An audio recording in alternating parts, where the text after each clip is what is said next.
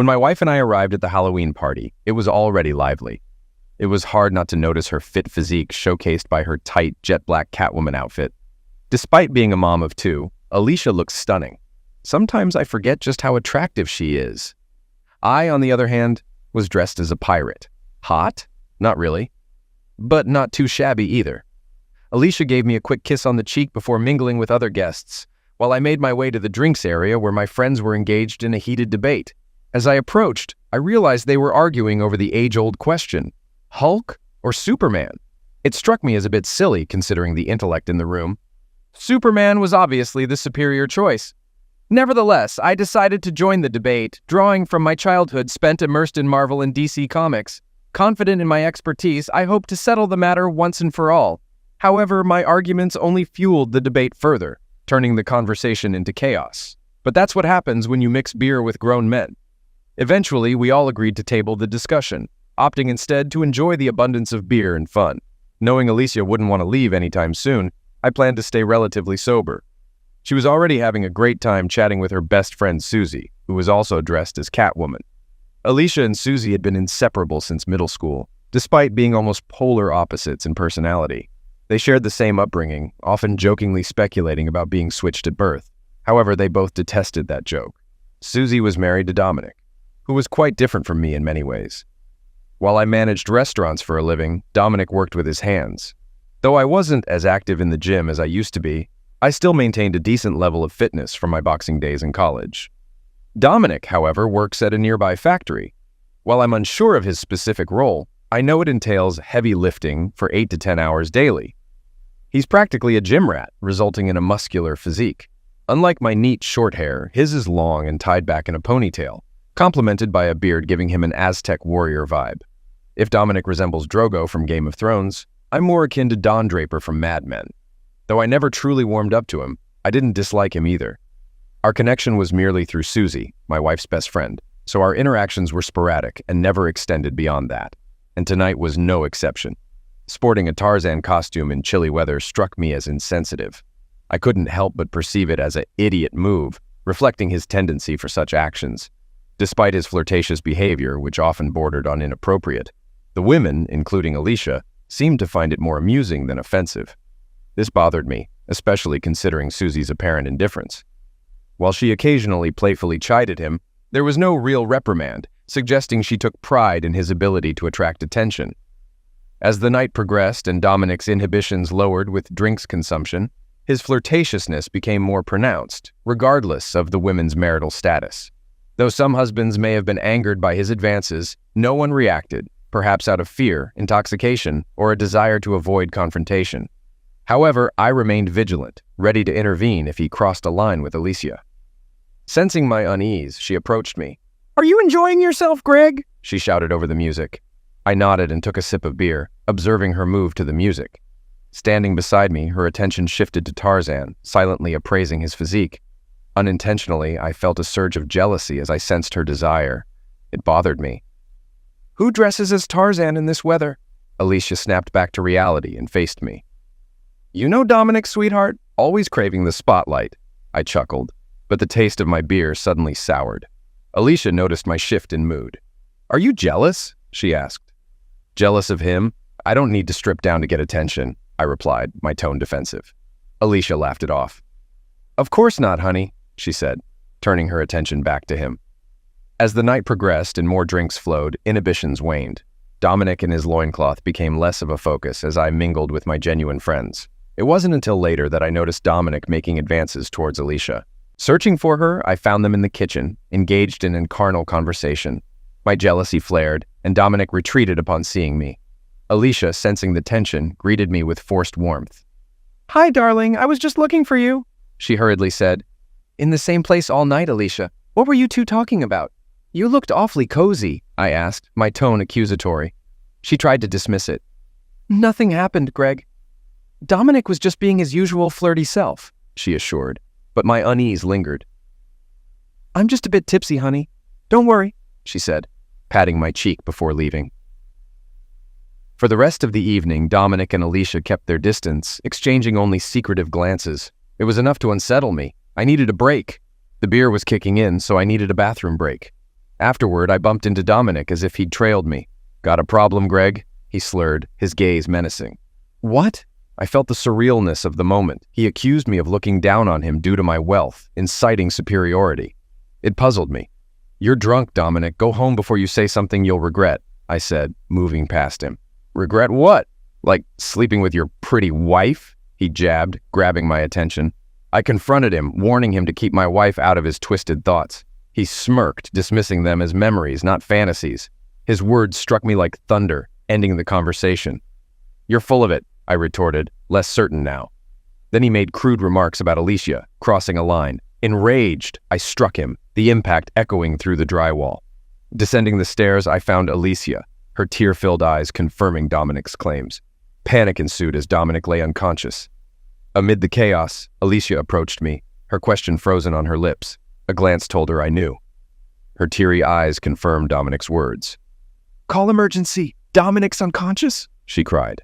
Screams echoed from above, but I stood there, looking at Alicia, searching for the woman I married. Honestly, I didn't care about Dominic's fate at that moment. "What the hell did you do to my husband?" A scream pierced the air behind me, followed by fists punching my back. I dodged Susie's swings and someone pulled her away. "Greg!" "What the hell?" Richard, the party host, questioned, noticing the chaos. Ignoring him, I faced Susie. "Did you know your husband slept with Alicia?" Her silence spoke volumes, confirming her knowledge without anger or denial. She just looked at me as if she knew everything. Alicia's hand rested gently on my shoulder. "Greg, we need to talk, but not here," she said softly. I turned to her, unleashing a surge of rage unlike any I'd felt before. It was so intense, tears welled in my eyes, a release of emotion preventing me from exploding. "He woke up!" a shout echoed from above. Susie hurried back upstairs. My anger began to fade as the gravity of the situation sank in. What if I had eliminated Dominic in a moment of anger? I could face lifelong consequences, even assault charges, jeopardizing my hard-earned career over a drunken mistake. The same drunken mistake who slept with my wife. "Greg, come on, honey. Let's get out of here. We need to talk," Alicia pleaded. "Us? No, Alicia. You're going home with your boyfriend and his wife. I'm leaving," I retorted, heading for the front door. Alicia grabbed me in desperation. "Greg, you can't leave me here. We're going home and we're going to talk. Do you hear me? You're not leaving me behind," she cried, her face streaked with tears, a mix of fury and sadness. It made no sense what she was angry about. "I can't handle this, Alicia. Don't go home. I could end up in jail for assault. I don't want to add domestic violence to the mix." "Damn you, Greg. Damn you. Want to punch me? Go ahead, coward. At least you'll acknowledge me. Damn. It'd be the first time you've touched me in weeks." She jabbed her finger into my chest as her anger escalated, leaving me puzzled by its intensity. She was the one in the wrong, yet she was furious. "Is that it? Because I don't cuddle you every night? Is that your lame excuse? Is that why you cheated with this idiot?" She didn't respond verbally. Her defiant glare spoke volumes. "Just so you know, Alicia, I earn a living. I don't have a husband to pay my bills. Maybe if you had a job, you'd understand what it's like to come home exhausted." Suddenly, I remembered our audience, hanging on every word like they were watching a movie. Alicia was mocking me. "Poor Greg, too tired for his wife, yet finds time for adult movies. Maybe if you paid attention to your wife instead of silicone Barbie dolls online, she wouldn't confide in her friend about feeling neglected." Alicia's voice crescendoed, fists clenched, tears streaming down her face, a mix of pain and fury. It was the ultimate humiliation. I had no witty retort or comeback. Speechless, I faced the judgmental stares of our friends and neighbors, shock, disgust, sympathy, and perhaps a hint of entertainment. I had to leave. Alicia's cries of despair echoed until I started the car and drove off into the night. This story, based on real events, is not from Greg's perspective, but mine, Richard, the party host. Yes, I have a hole the size of Dominic's next to my daughter's room. Writing from Greg's viewpoint allowed readers to feel his anger and humiliation. My wife and I discussed it extensively. It's like watching a train wreck. You can't look away. Susie's lack of anger when Greg disclosed Alicia's affair with Dominic indicated she was already aware. Was it a ménage à trois or another scenario? Frankly, a ménage à trois involving them would rival any adult movie. How long had this been going on? I also noticed the exchanged looks between Alicia and Dominic at the party, suggesting something more. Maybe I'm overanalyzing, but maybe not. It was evident Greg was neglecting Alicia carnally, perhaps in other aspects too. Was this an excuse for her infidelity? I doubt it. Does it explain why she cheated? Certainly. Women whose advances are consistently rebuffed may be more tempted to have an affair, especially if the husband shows interest in other women or watches adult movies, which can be seen as a form of betrayal. By the way, Alicia is incredibly attractive in real life. In my opinion, any man would find her irresistible. But this reinforces the saying that for every beautiful woman, there's a man tired of having lovemaking with her. The crucial question is, what happens next? Currently, the four of them are keeping silent about the situation, but it's only a matter of time before it comes out. While this story is based on true events, I didn't witness everything and had to take creative liberties, especially with Greg's inner thoughts. I sympathize with him and the tough choices he faces. Alicia treated him unfairly, regardless of her reasons. I'm uncertain whether reconciliation or divorce is the best path. Full disclosure, I'm somewhat biased, as Greg is a friend of mine. And about Superman and the Hulk, I side with Greg. Superman's powers like thermal vision, flight, and super speed would easily defeat the Hulk unless there's kryptonite involved. But that's beside the point. Mr. Kirkson, they're calling you on line 1. Who is it, Betty? Mr. Ford is calling for you, sir. Greg called me. I've been trying to reach him since the Halloween party incident.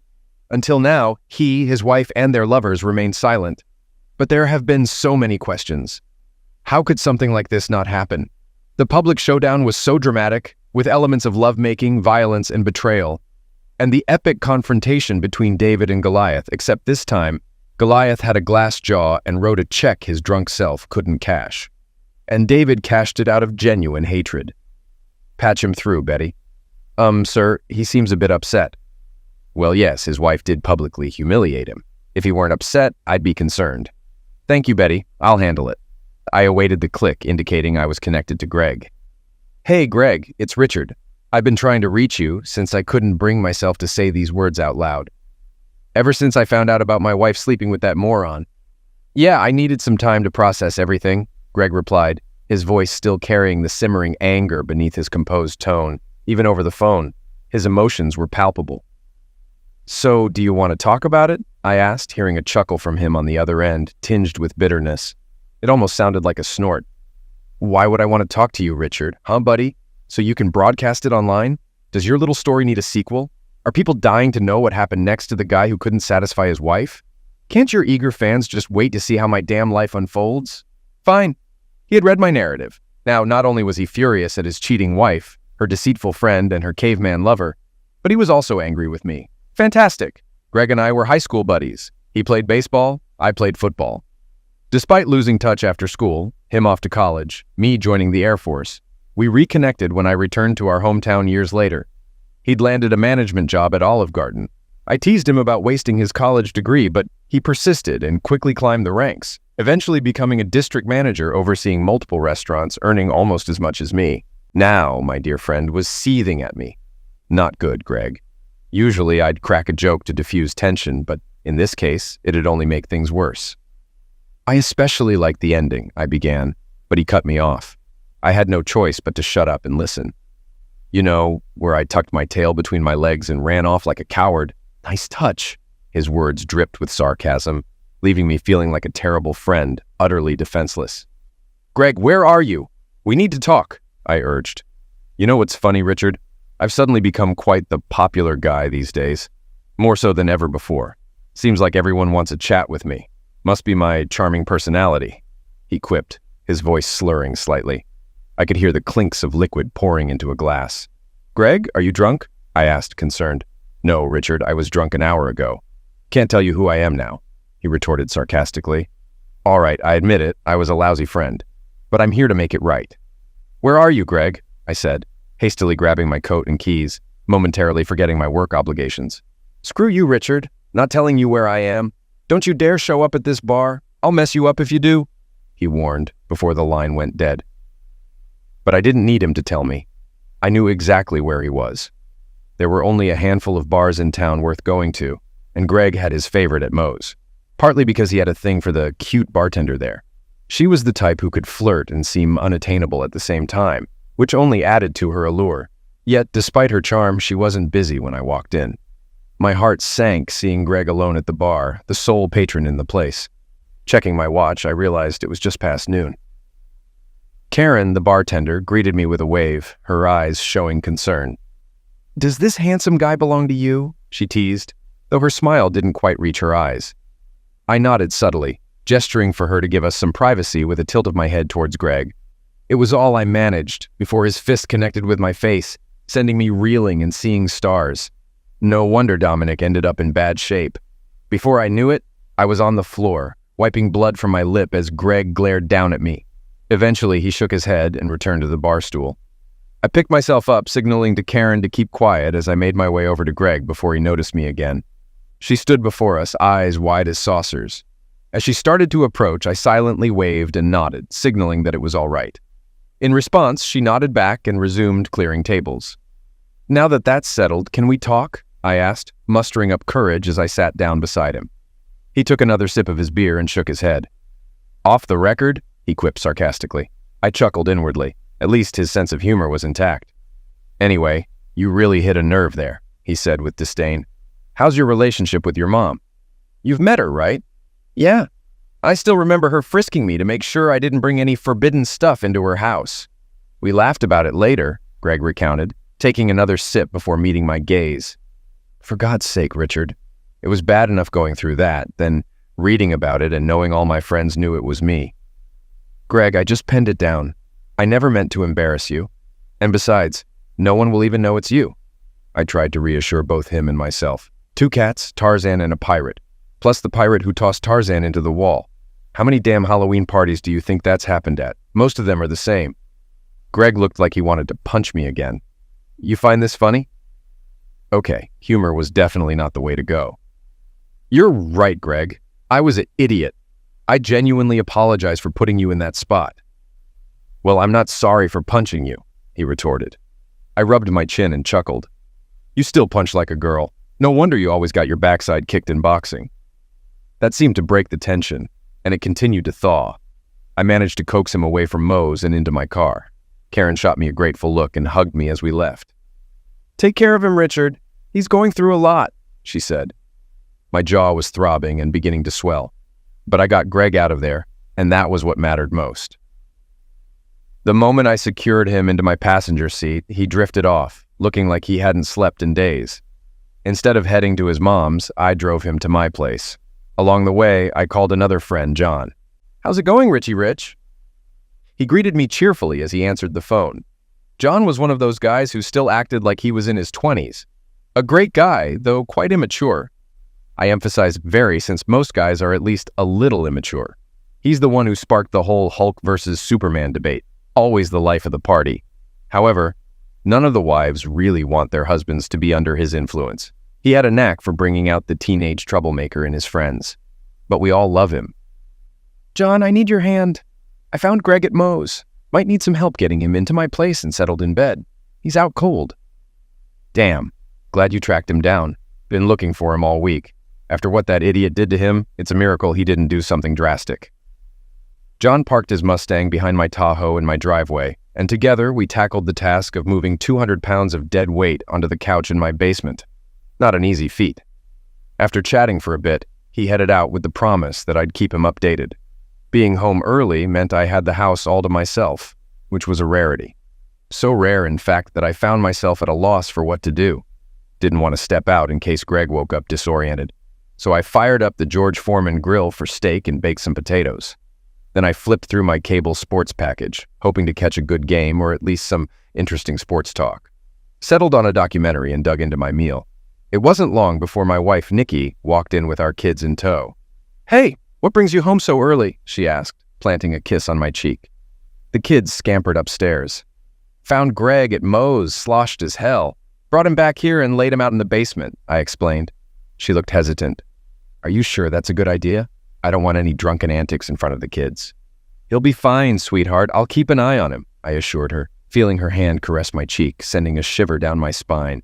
That's when she noticed the swelling. "Richard, what the hell? Did he do this?" "I'm all right, honey. Don't worry about it." "Rich, get him out of here." "Honey, everything's under control. The poor guy just found out his wife was cheating on him a few weeks back, and it happened so publicly. He's on edge.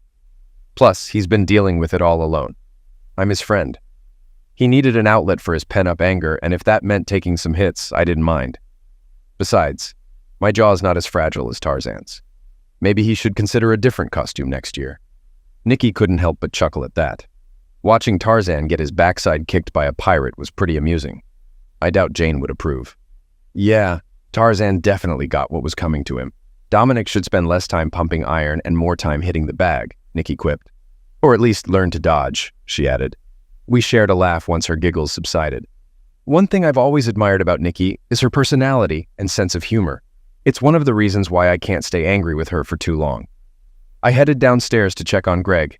His thunderous snoring assured me he was still very much alive, albeit functionally comatose. I slipped a pillow under his head when he let out a sound that could wake the dead. His drink's breath could have knocked out a bull. What the heck, Greg? I muttered, the stench clinging to me. I needed to step away. A few hours later, a zombie-like version of my friend emerged from the abyss. His bloodshot eyes screamed exhaustion and distress as he shuffled around my kitchen. Nikki shot me a silent warning that spoke volumes. Keep him in line or he's out. I approached him in the kitchen. How you feeling, buddy? Feels like my wife cheated on me, humiliated me in front of the whole neighborhood, then ran me over with a truck. At least your memory's intact. 2 out of 3 ain't bad. His eyes narrowed. My memory's fine. I remember your damn story too. Remember how you socked me in the face for it? I rubbed my tender jaw. That part seems fuzzy. Might need a repeat just to be sure it's done. There was no real venom in his words. Despite his talk of wanting to punch me again, I knew he wouldn't. I've said it before, but I'm really sorry about that story, Greg. I didn't think it would reach as many people as it did, and I certainly didn't think you'd find out about it. I was wrong. People actually read it. I even got a message from this guy I know who heard about the party from someone, and then read your story online. Who's this guy? You don't know him. He's this loudmouth named Harry from Virginia. I chuckled. Harry Inva, huh? Heard of him? Nice guy once you get past his attitude. By the way, he's on my side and thinks you're an idiot too, Greg said, grinning.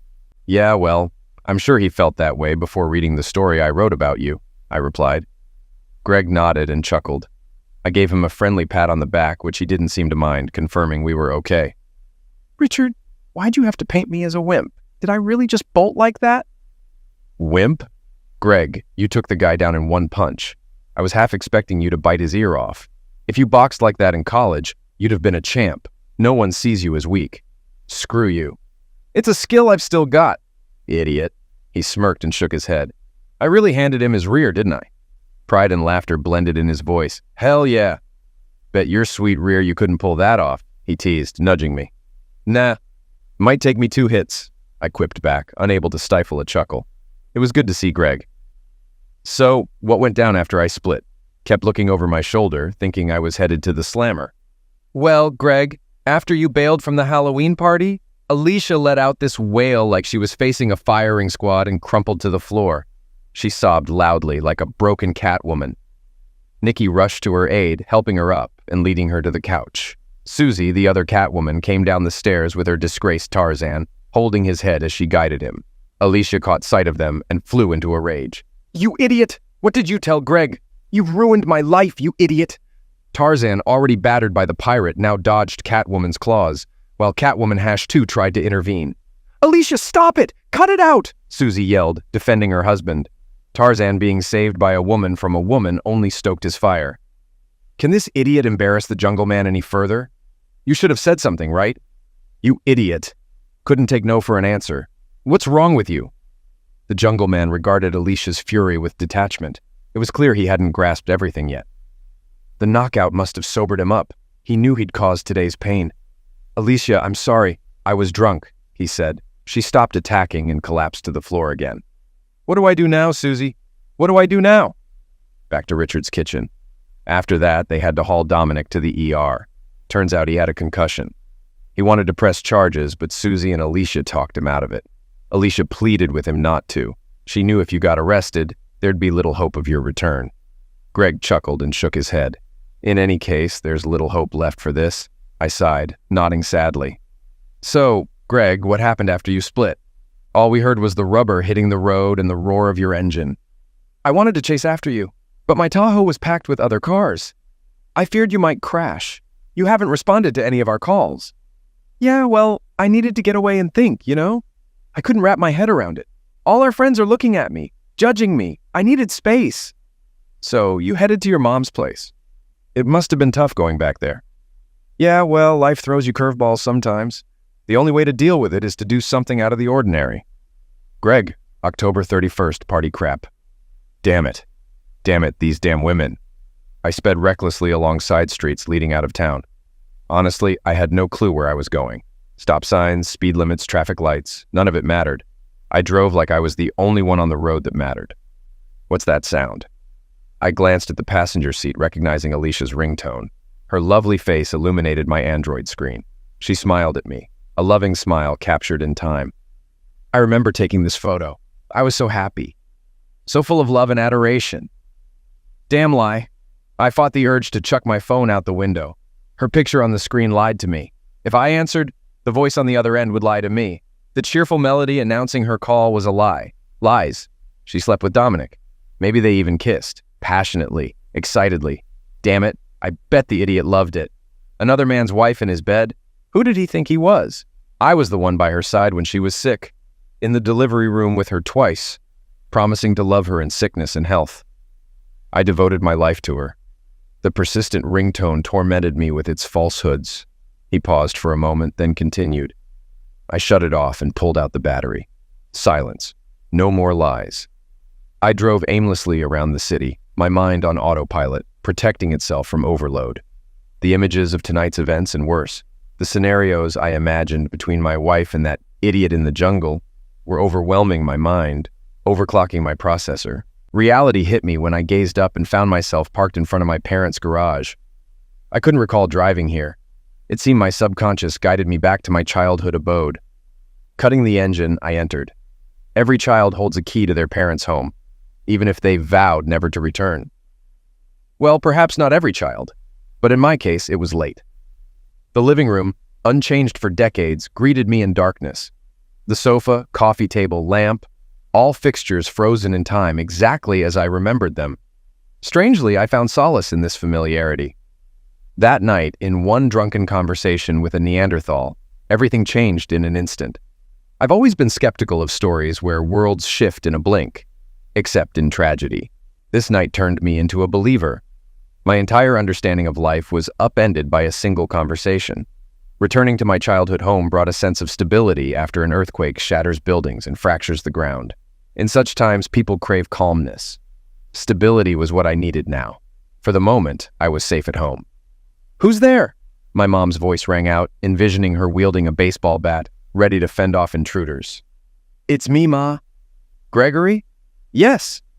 Suddenly, the light flicked on, momentarily blinding me. I squinted to shield my eyes. Why on earth are you skulking around in the dark? Trying to give me a heart attack? Glad to see you too, Mom. As my eyes adjusted, I faced an elderly lady, clad in floral pajamas, hair in curlers. Why are you here at this hour? And what's with the idiotic outfit? Straight to the point. That's my mother. In that moment, I realized I was still in most of my pirate costume. My hat, parrot, and eye patch were long gone. Now, I just looked, well, like an idiot. Long story, Ma. Listen, I'll be staying here for a while. The kids will leave tomorrow, but I'll be back. I'll fill you in, but not in front of them. Okay. I didn't ask her to stay with her. I simply informed her of my intentions. This might appear odd to most, but it's normal for us. My family isn't what you'd call affectionate. My dad is straightforward, never saying more than necessary and expecting the same in return. Hugs are brief, I love you, reserved for dire moments. My parents were a perfect match, both reserved in affection. How they even conceived me remains a puzzling mystery. They were either destined to find each other or destined to suffer alone. All right, Gregory, you know where everything is. I'm going back to bed. My mom's frail figure vanished around the corner, her voice trailing. And lock up. The next morning, I checked my phone, finding 29 missed calls. 15 from Alicia, some from Richard, and a few from others at the party. I ignored them, knowing they'd likely consist of people eager for gossip about the affair. After a restless night, pain, anger, and confusion lingered. I also wondered about the police. What happened to Dominic after I left? Did he go to the hospital, press charges? Would I end up in jail? I slipped out of the house before my mom woke, leaving a note explaining my departure. If Alicia called, Mom was instructed to inform her I'd reach out when ready. I parked near my favorite bar, seeking solace in strong drink to numb the pain. For the next couple of weeks, I hid at my mom's, only encountering Alicia when dropping off the kids or fetching belongings. Our interactions were strained, ending with her upset. Before leaving, I overheard her talking on the phone, ears perking up as I listened. If it had been the creep, I would have lost it. But it was Susie, her half of the conversation leaving me unsure if it was better or worse. I divided my free time between my parents' place and the bar. With Dad away on business, it was just Mom and me. Oh, joy. Deep conversations weren't her thing, though she listened attentively and offered support, even if she didn't fully grasp the situation. I'd never discuss adult films with her, especially after her warnings in my younger years about blindness and hairy palms. During my stay, we spoke little. I outlined why I was staying, and she listened, but didn't press for details. When she asked what I'd do next, all I could do was shrug and admit I didn't know. "You'll figure it out," was her encouraging response. We didn't revisit the topic. Oddly comforting, it spared me from endless retelling and emotional coddling. I was free to grieve in my own way, taking all my sick and personal days. I couldn't face anyone, even though no coworkers were at the party. Living in a small town, gossip spread like wildfire. I wasn't just dealing with infidelity, it was public humiliation. Poor Greg, too busy with obscene films to satisfy his wife. Eventually, I had to shut off my phone. It kept ringing incessantly, faces pleading for answers. Screw them all. Whether the universe or Dominic's pride intervened, the cops never came. It was intriguing to observe my friends' behavior. They sent emails and even called, yet none visited my parents' house. I realized that when people are unsure what to say, they often avoid the situation altogether. They weren't neglectful friends, just unsure how to help. This silence, both a curse and a blessing, left me alone with my thoughts constantly. To quiet the disturbing images in my mind, I sought solace in drinks at the bar, with Karen becoming both my deity and my salvation. The hardest part about staying with my mother was being separated from my children. It was self-imposed exile, but it still stung. I knew seeing them meant facing Alicia, akin to reaching a warm bed across a half-frozen lake, so I drank even more to numb the pain. It took Karen showing me a story, Caught Cat Women, penned by a friend, to break the cycle. It mirrored my own script, featuring 2 cat women, a pirate, that damn Tarzan, Superman, and Hulk. The nerve. Fuming, I dialed 7 digits. "Good morning, Mr. Kirkson's office. This is Betty. How can I help you today, Richard?" "Today, at Richard's place. So, what's the plan with Alicia? Divorce? Separation? Give her a thrashing?" Greg chuckled sadly and stared at his plate. "Do I have to choose?" he quipped, lacking enthusiasm. I saw the agony etched on his face, replaying Halloween's events in his mind, her words echoing like a broken record. "Greg, I've got to ask. You can tell me to buzz off if it's too personal, but about that adult film? What did she mean?" Greg blushed, shifting uncomfortably. "So what? I watch them occasionally, not every day. Are you implying she doesn't or you don't?" he retorted defensively. "Sure, I watch them, but Alicia said you were viewing them instead of being carnal with her." "That's true. Buzz off, Richard. It's too personal." "All right, buddy, fair enough. But I just want to understand what went wrong. You two seemed so happy. I never suspected a thing." He gazed down at his meal while his fork traced circles on the plate. "She just doesn't get it, Rich." "What's she not getting?" Greg let his fork drop and ran his hands over his face, taking a deep breath. It was a sigh tinged with sadness, perhaps mixed with guilt. "I work 10 to 12 hours every day, sometimes even 5 days a week if I'm lucky. When I get home, I'm exhausted. I'm stressed out. I deal with irate investors, clients, managers, carnal molestation claims, discrimination claims, and everything in between. It all falls on my shoulders. If something goes wrong at the restaurants, like some customer claiming to have spotted a rat and demanding free food, I'm the one who has to handle it." He paused, gathering himself to continue. I listened, waiting for him to spill it all out. "Alicia requires a lot of foreplay. A lot. I have to spend 30 minutes just on foreplay. Then, when she's ready, we can start having physical engaging. She likes to change positions frequently. On top of that, she wants me to talk dirty to her throughout. I love my wife, I really do. And when I have the energy, it's fantastic. I know guys who complain that their wives are frigid, unimaginative, or just want to get it over with. Alicia is none of those." But I don't have the stamina to do this every night, especially after dealing with all the crap I face during the day. He paused, glancing away. Rich, sometimes I just feel better being alone. I hate to admit it. I mean, every man dreams of a woman like Alicia, a passionate woman who genuinely enjoys lovemaking. I know I'm lucky to have her. But I noticed his eyes starting to cloud over. It's tough to reconcile the pain of marriage when you realize the part you played in your own troubles. I do so much for her, for the girls. I work my backside off to give them everything I didn't have as a kid. My dad was very thrifty. He only bought what I needed. I want more for my girls. And then there's my wife, and I enjoy spending time with them. They're my whole world. But sometimes, I just wish I didn't have to do something for someone else. When I come home after dealing with all the crap at work, sometimes I don't always want to be a dad or a husband or a boss. I think I missed a bit of that. How long has it been since you two were carnal? I mean, before the party. He shook his head. I don't know, Rich. I really don't know. I didn't even realize so much time had passed. I nodded, a flicker of understanding dawning on me. Then I saw anger flash in his eyes. But that doesn't give her the right to do what she did. Though, Richard, I didn't humiliate her in front of everyone. I didn't cheat on her. She should have come to me with our issues. Why didn't she come to me? I had to take a risk with my next remark. It was crucial to convey my point to him without seeming like I was taking her side. Maybe for the same reason you never explained to her why you watch adult films. Communication can be tough, especially if you don't realize you need to say something in the first place. How do you communicate your unhappiness to your spouse? Simply put, you say, "I'm unhappy." Touché. Things were escalating too much. Usually at moments like this, I'd crack a joke, so I switched gears. "So, Greg, about my wall." He caught on that I was teasing him and grinned, shaking his head. "Call it even for this one." Idiot. I thought the punch in the face had evened things out. Not quite. I chuckled. Seeing Greg as he was before Halloween was refreshing, even if it was fleeting. Fair enough.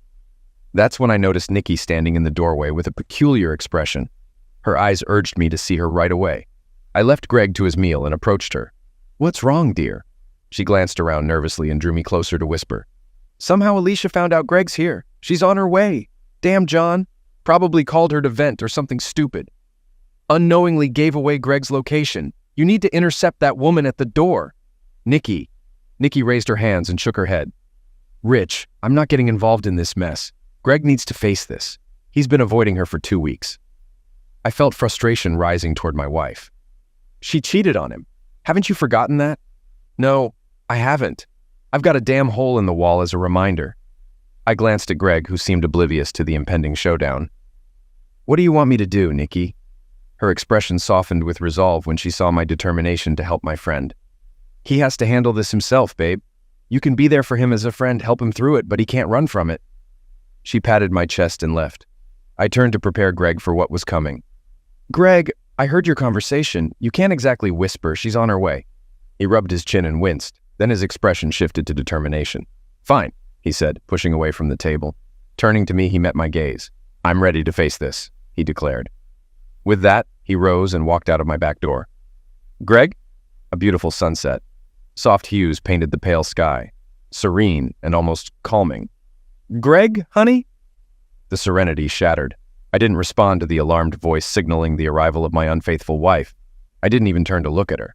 My eyes remained fixed on the sky above. Alicia interpreted my lack of reaction as an invitation, which in some sense she wasn't entirely wrong about. She settled beside me on Richard's back porch, drawing her knees to her chest as if seeking protection. I've been searching everywhere for you, honey, she said, starting off in the worst possible way. I've been in the same place all night, I muttered, deliberately echoing the exact words I'd used when I found her cozying up to Dominic in Richard's kitchen a couple of weeks ago. She seemed a bit puzzled by my response. Greg, we need to talk, she said, and I nodded in agreement. From my side vision, I could sense her anguish. I avoided looking directly at her face, but it seemed like a grim sight. Swollen eyes, flushed cheeks, a somber expression. At least that's how her voice conveyed it. I love you, honey. It's a lie. I cut her off. Greg, stop it. Alicia, just stop it. You can't claim to love me and then embarrass me the way you did, airing our issues in public like that. I would never do that to you. "What are you talking about, Greg? You did this to me," she said, her voice rising with anger. "You stormed down the stairs like a madman in front of everyone. You asked Susie if she knew I was sleeping with her husband right in front of everyone's eyes. If you wanted to talk privately, you could have pulled me aside and yelled at me in the car. But no, you were the first one to air out my business like that." In a way, she had a point. I didn't see it that way at the time. I was blinded by rage. "Okay, Alicia, I'll give you that, but I didn't initiate this. Your damn boyfriend confronted me, telling me all about your indiscretions in front of other people. I handled it the best I could. I was furious, rightfully so. Could I have handled it differently?" I paused to rein in my emotions. "But I didn't cheat with anyone," I continued. "You didn't have someone come up to you and rub my betrayal in your face." I looked her squarely in the eyes. The anger drained from her expression, replaced by remorse and guilt. "I know, Greg," she said softly. I simply shook my head. "Do you really think so, Alicia? Do you really?" Her eyes sparked again. "Maybe you didn't physically betray me, Greg, but you weren't present for me. Remember last night when I wanted closeness? And you—" I shook my head. "It was on my birthday. I treated myself to some beautiful lingerie from Victoria's Secret. It was so hot. I indulged in a fragrant bubble bath, getting excited thinking about the night ahead. I lathered my body with eucalyptus-scented lotion, spent an hour doing my hair and makeup. Do you recall that night?" I did remember that night. That was the day I had to fire Frank. He was my close friend, one of my assistant managers back when I worked at Olive Garden. We'd become good friends over the years. When the allegations surfaced, I stood up for him vehemently. I was certain he wouldn't do something so reckless. But the girl had text messages. Damn text messages. When they emerged, I was livid. I was the one who promoted him. I was the one who vouched for him. And I was the one who had to deal with it. Or they'd deal with me. So, needless to say, I wasn't in the best mood that evening. But I didn't forget her birthday. I made a reservation at her favorite restaurant, all set for a nice dinner. But all Alicia wanted that night was dessert. We went out to dinner for your birthday, and then we made love that night. Alicia, I recalled this. She shook her head sadly. We had love-making, Greg. You couldn't even enjoy it. Then when I tried to cuddle with you, you pushed me away, saying you were tired. That's why I gave you space. Her voice caught, and she swallowed hard. I knew she wasn't finished yet, so I waited for her to continue. Then I woke up in the middle of the night. I saw you at your computer. I saw you watching adult films and pleasuring yourself. The words came out forcefully, and then she broke down. Her body trembled as she tried to cry silently, but to no avail. I sat beside her, speechless. Slowly, I began to grasp her perspective. Hearing her side of things opened my eyes. Until tonight, she was just a deceitful cheater. Now, I wasn't so sure who she really was. I get it, Alicia, all right? I took you for granted. But do you truly grasp this, Greg? Do you comprehend how deeply this devastated me? Can you fathom the pain of realizing that, at your best, you're not enough to satisfy your husband? I doubt you do. After that, I made a pact with myself to stop initiating lovemaking with you. I wanted you to desire me, but you never did. So, that's why you ended up with Dominic. Did he make you feel like a woman? She sniffled beside me and wiped her nose on her sleeve. Yes, Greg, he and Susie did. Damn it. Susie and I got drunk once in high school. Something happened that night. In the morning, we were mortified. We chalked it up to the drinks and pretended it never occurred. Well, over a decade later, I found myself at her doorstep in tears. A few weeks afterward, feeling like the most inadequate woman alive, I went to her place. I was so low, so shattered. I told her I needed to get drunk, and we did. The feeling of inadequacy started to fade, but it never truly went away. And how did you end up in bed with her and Glass Joe? Dominic came home from work and found us completely wasted. Susie confided in him about my issues. He began telling me how beautiful I was, how he desired me. Susie backed him up, mentioning our past in high school. He got excited and suggested we kiss. We were so drunk that we obliged. It all began with a playful kiss, but before I knew it, things had escalated beyond control. How many times did you sleep with them? She turned to gaze at the now darkened sky above us and whispered, Twice. It stung. The drunken episode was bad enough. I could eventually move past it, but knowing she'd been with them again was a whole other blow. So, at the party in the kitchen, what were you and Dominic discussing? Her eyes flashed with anger and a hint of guilt as she recalled it. He was drunk, complimenting my hot costume and suggesting we go to their place for some fun. I was worried someone might overhear, so I tried to hush him. I admitted my mistake, saying the three of us couldn't continue. Then he got a bit forceful, pressing against me. That's when you walked over? Yes. I gathered my lingerie in a pile. Wasn't that what you said? She nibbled her lip, shaking her head. I was furious, Greg. Seeing Dominic pestering me like that just reminded me how little you valued me. Were you planning on heading to his place later for some fun since he appreciated you? She shook her head, locking eyes with me. No. I was hoping you'd finally take the initiative. I chose the Catwoman outfit because I knew you loved Michelle Pfeiffer in Batman Returns. You once told me how you fell for her because of that suit. I saw the way you looked at me in it. I saw desire in your eyes. Mine. I almost skipped the party altogether to get what I'd been yearning for. I wish I had. I hoped when we got home you'd take me. And then Dominic happened. She spat his name out. Well, none of this would have happened if you hadn't slept with him. Why didn't you just talk to me, Alicia? She sadly shook her head again, sniffing. I don't know, Greg. I wish I did. Lord knows why I didn't. Well, I guess there's enough blame to go around. She turned to me, hopeful. So what now? Greg, I don't want to lose you. I love you so much. I'd do anything for us to get through this.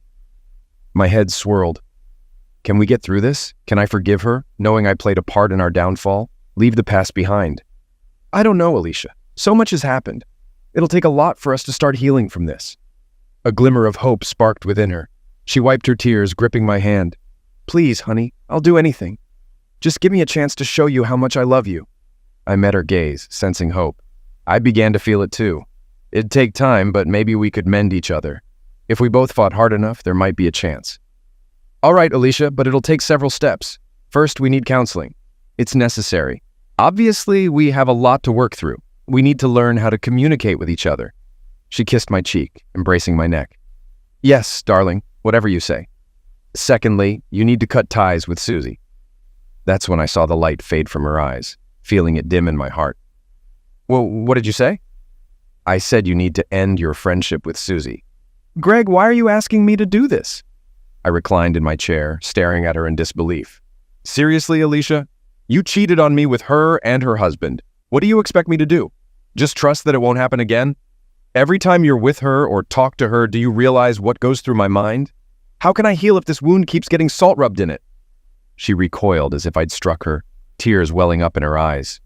We locked eyes in silence as seconds stretched into eternity.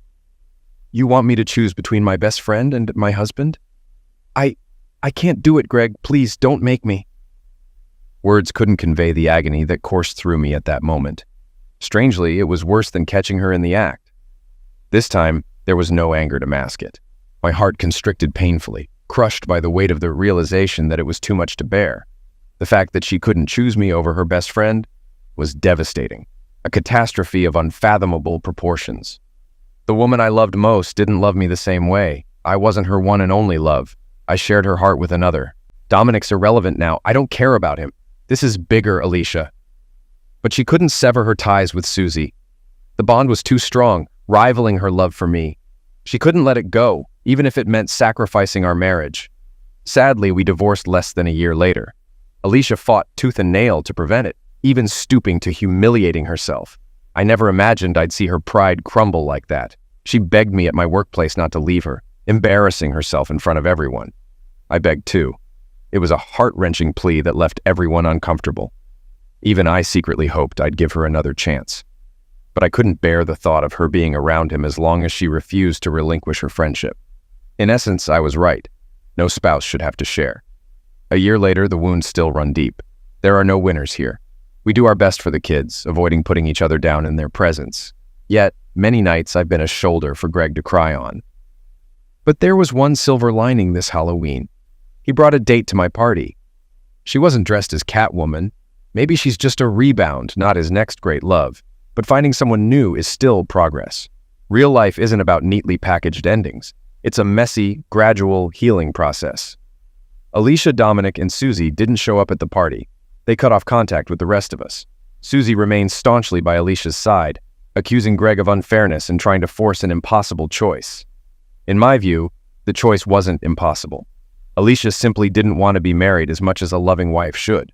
She claimed she'd do anything, but actions speak louder than words.